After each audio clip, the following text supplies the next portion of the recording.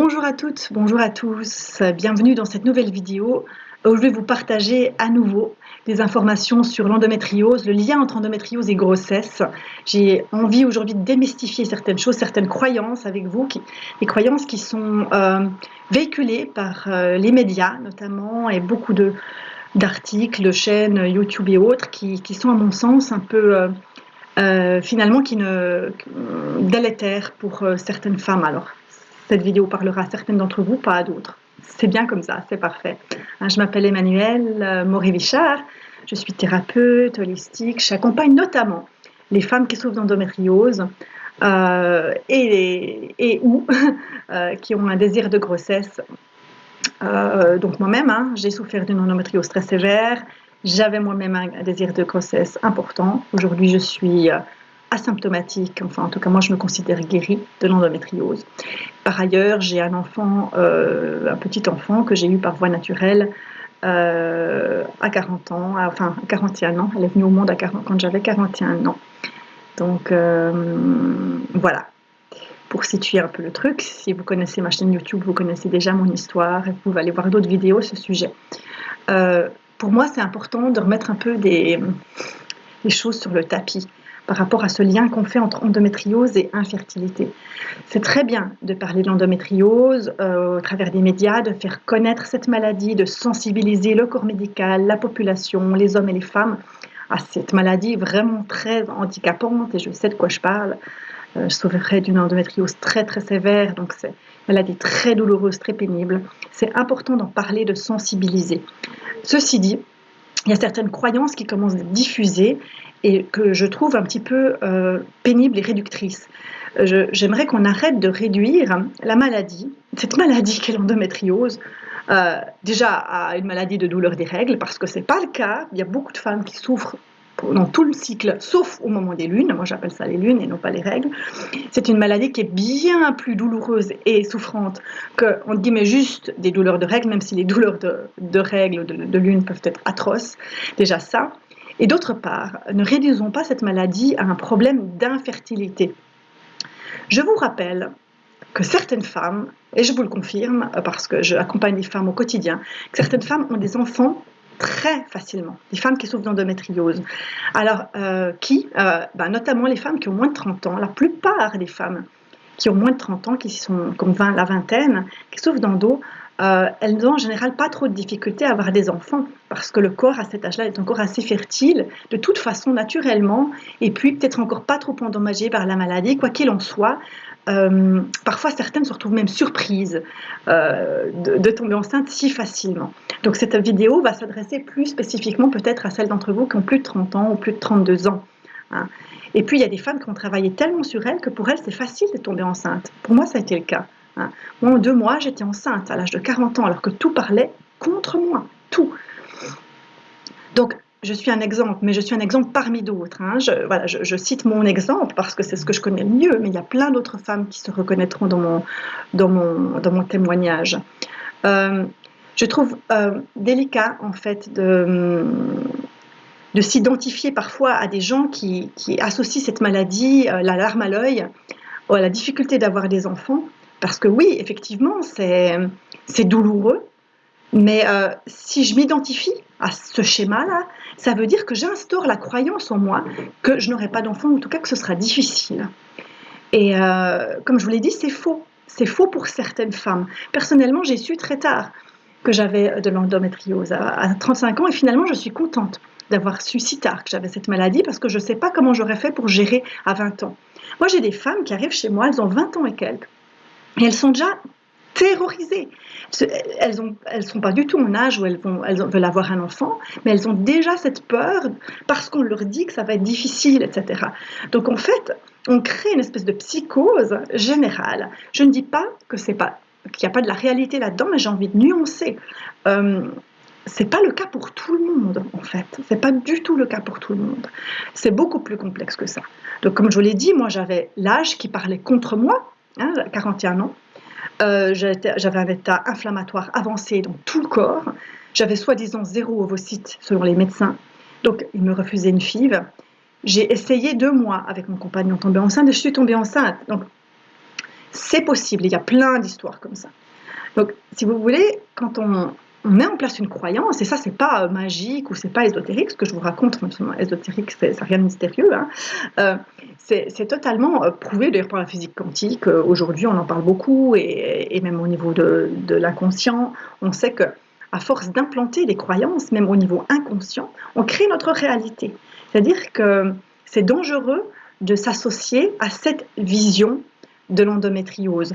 Je ne dis pas qu'il faut juste garder une vision bisounours, hein, puis se répéter tous les jours, je vais avoir des enfants, puis tout, ce sera si facile, je n'en sais rien. Ce que je veux dire par là, c'est qu'il faut nuancer. C'est ça qui est important.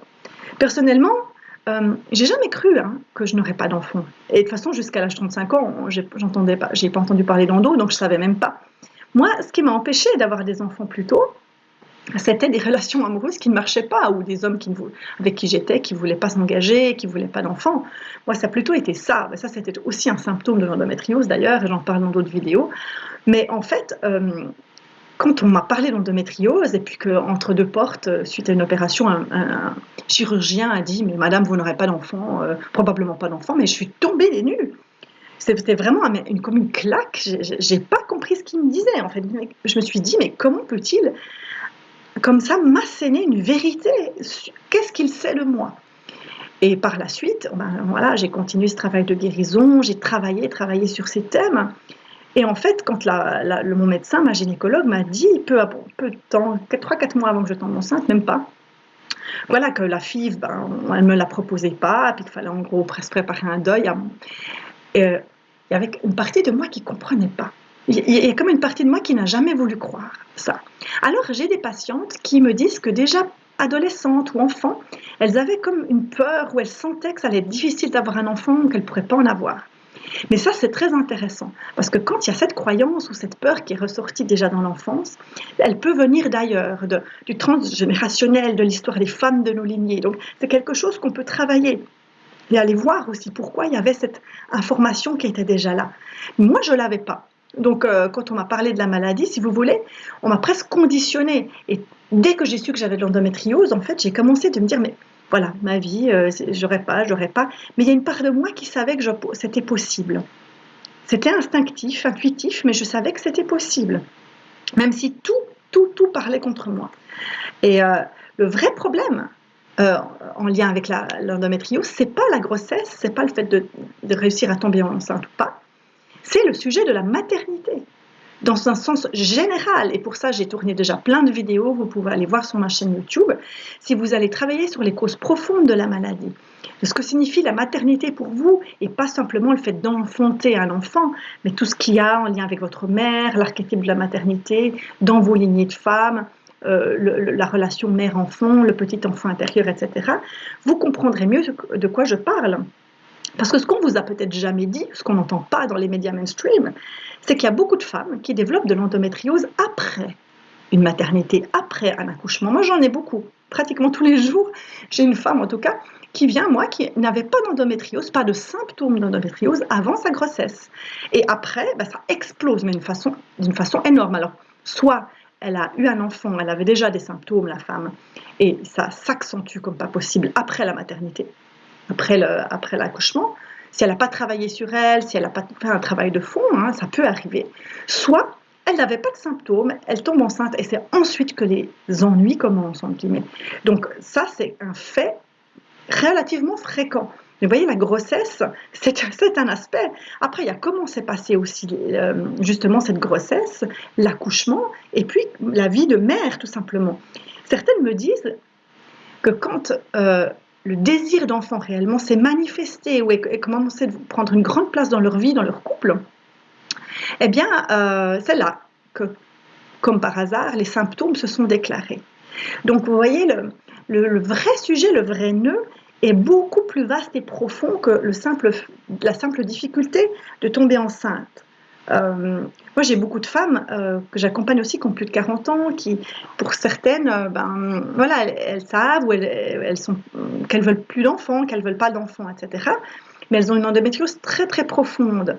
En fait, le travail justement d'acceptation ou d'accueil autour de la maternité n'a pas été fait. Le travail de deuil parfois.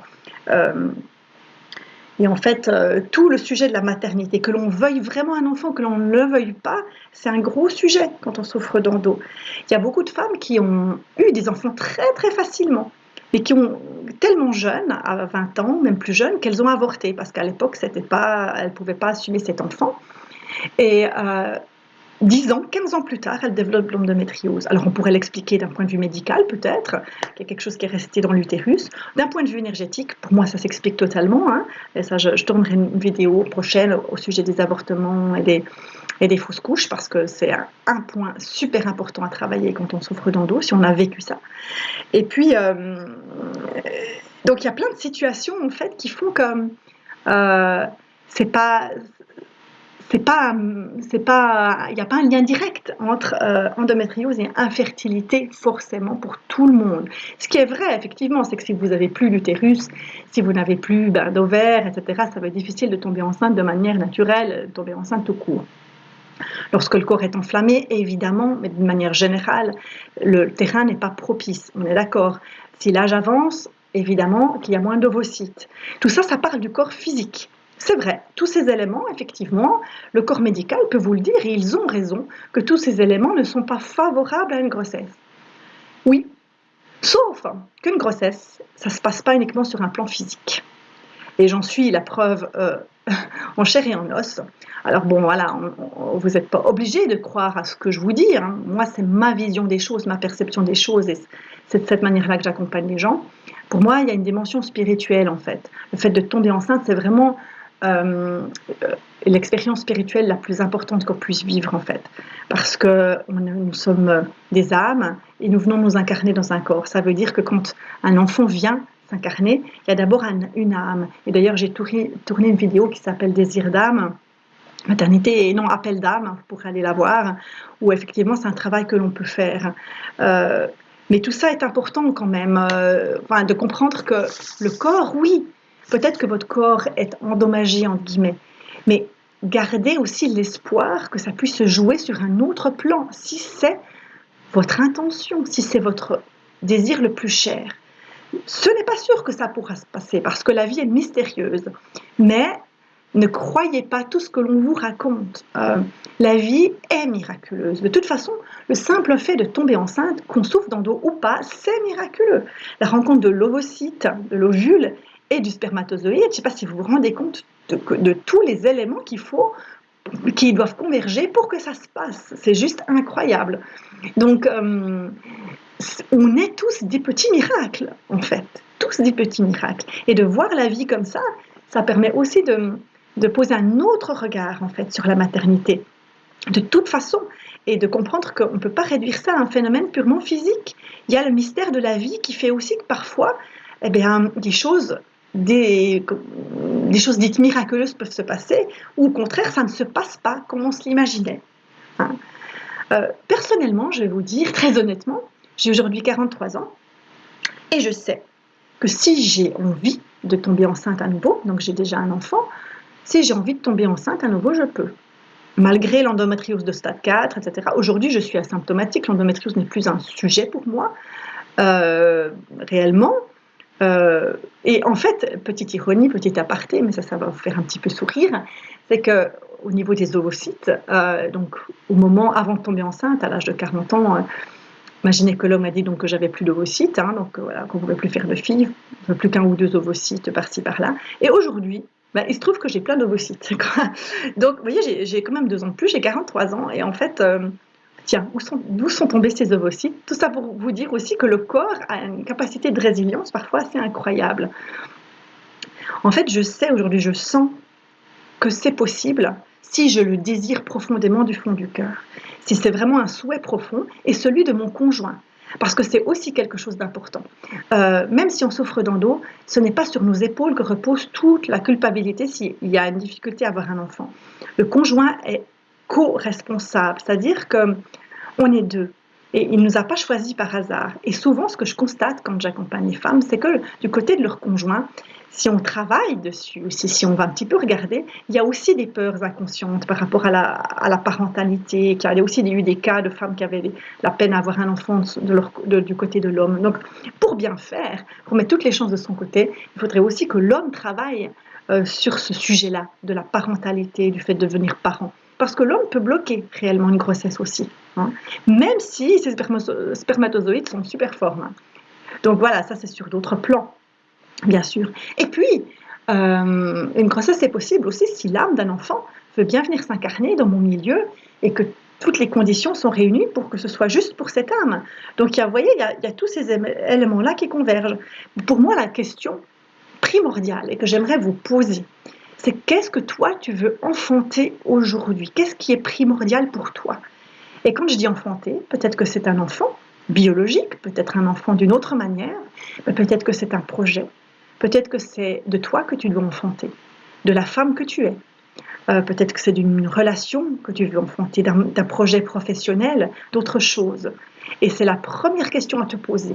Et lorsque tu te mets dans cette énergie d'enfantement, l'énergie de vie, lorsque tu es enceinte de vie, comme je le dis souvent, eh bien, la maternité, le fait de tomber enceinte, sera moins un problème. En tous les cas, c'était mon message pour aujourd'hui. C'était vraiment un message d'espoir que je voulais vous apporter et aussi en fait un autre regard sur ce sujet de la grossesse. Donc voilà, si vous avez des commentaires évidemment, vous pouvez les mettre en bas de la vidéo. Et puis je vous dis à bientôt pour de prochaines vidéos. Au revoir.